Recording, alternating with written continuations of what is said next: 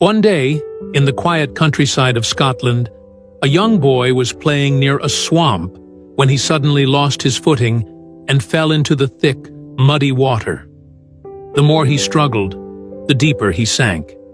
Terrified, he screamed for help, his cries echoing across the open fields.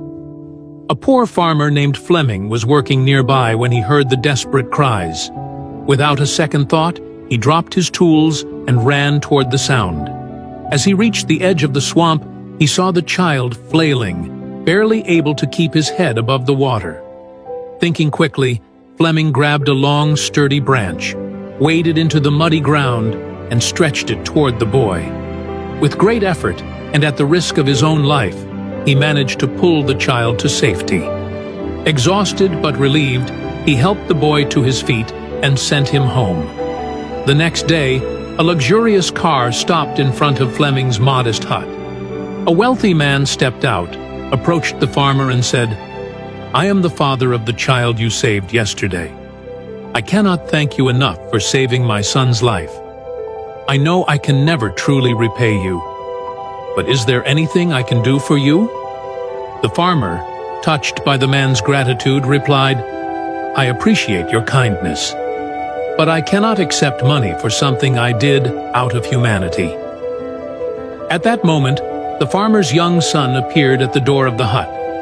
Seeing the boy, and noticing the humble conditions in which the farmer lived, the wealthy man had an idea. He said, "If you won't accept money, then let me offer something else. Let me take responsibility for your son's education." The farmer hesitated for a moment.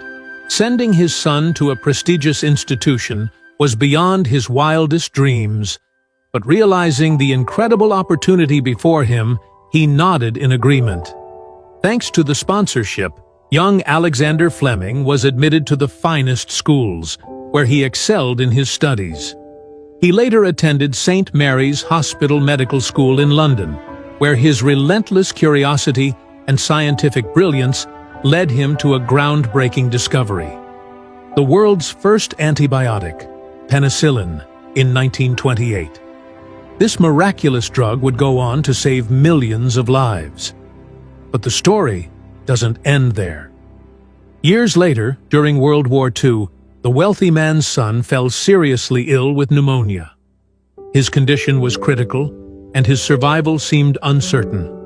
He was treated with penicillin, the very drug discovered by none other than Sir Alexander Fleming. That wealthy man's son was none other than Winston Churchill, who later became the Prime Minister of Britain twice. This story is a powerful reminder that kindness has a way of coming full circle. A selfless act, done without expectation of reward, can return in ways one could never imagine. Do good for others, not for recognition, but because it is the right thing to do.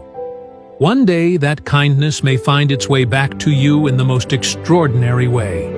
If you believe that good deeds always come back in some way, then comment, "Karma is real," and share this story with your friends. Stay blessed.